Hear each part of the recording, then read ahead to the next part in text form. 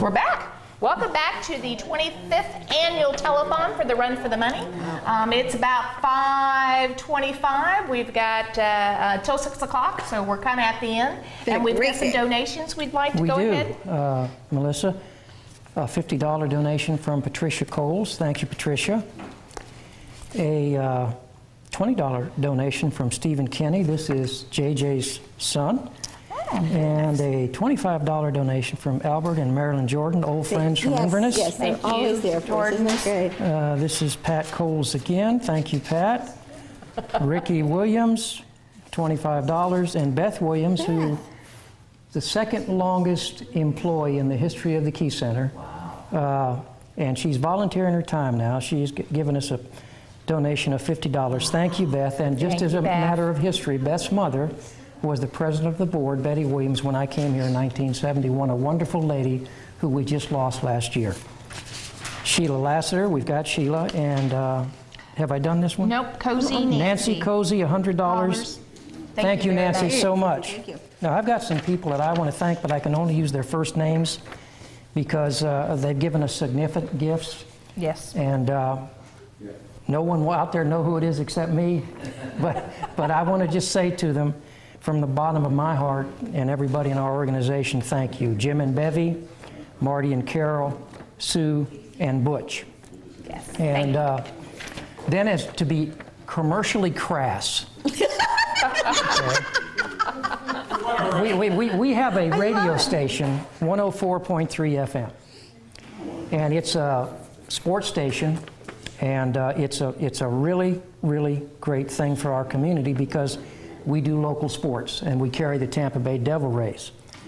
And let me give you our high school football schedule for those people out there that would like to advertise, and I'll also give you the phone number.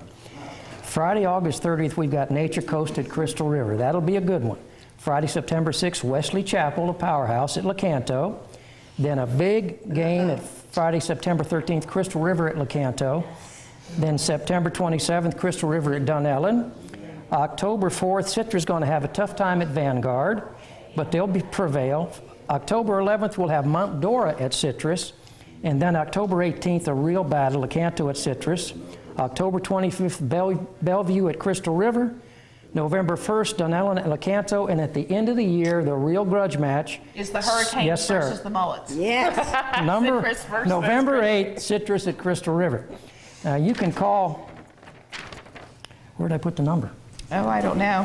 What's the number is 527-2341. How could we not know that? That's the number that you can call and make a pledge with, 527-2341. And anybody out of Citrus County, too, that would like to make a pledge, it's 888-377-0340. We also like to encourage people to visit our website, www.keytradingcenter.org. Not only to make online donation, you can make that at any time if you were not able to make a donation today, but to learn more about the Key and the services that we provide. And a footnote to those potential advertisers and the current advertisers, we have a construction permit from the Federal Communications Commission to go up to 25 kW, which will put us into Gainesville, all over the Ocala market, and into the villages, which will just make the station that much better as a community resource. So I really want to salute Dennis.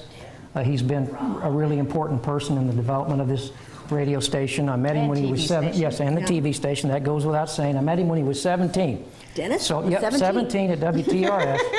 And David Arthur's owned the station. And we did a radio telethon. Probably maybe we did it for, I think, maybe 2 years. Well, maybe Dennis can figure out how to do a radio telethon in concert. I knew there was a reason for this. In concert with how don't you think that'll work? Yeah, huh. Why not? It'll work. It's got to work. So now we're going to have a television. Well, it's just right in the next room. And now we're ready for a radio telethon. So all he's got to do is he's just got to run over there and run back real quick over here, and we got it done. Well, a serious moment. Yes. I forgot to tell everybody out there, and I think this is probably what you, as our supporters and viewers, need to know the most. In the last several years, we've lived in a very draconian environment financially. Not one person has been denied services at the Key Center, nor has anybody been asked to leave because of financial hardships. I don't think there's another organization in the state that can say that.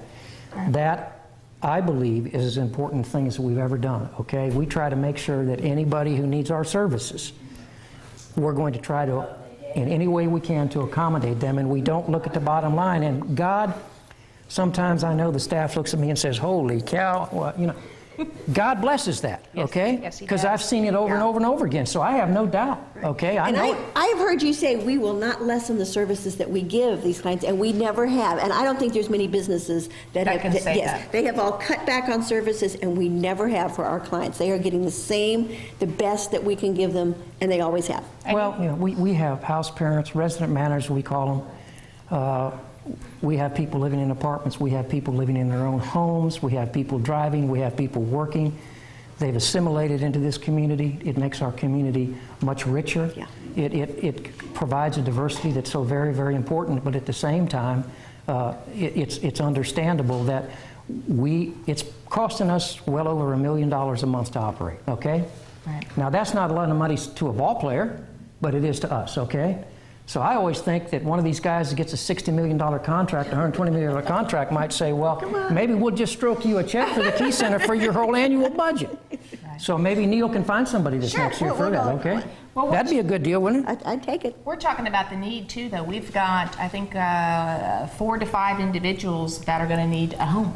Residential. We're looking at the next 6 months. It's been crisis situations where a family member's passed away, and that's our next role. Is we're going to be opening another group home and working on, you know, finding the correct home and putting a down payment on it and getting that home operating. gotta Because that's do, what yeah. we've got to do. Well, and These people- people have no other place to Yeah. go. Well, we got the finger again, so I'm hoping that when he takes his lawnmower out, he'll get his finger.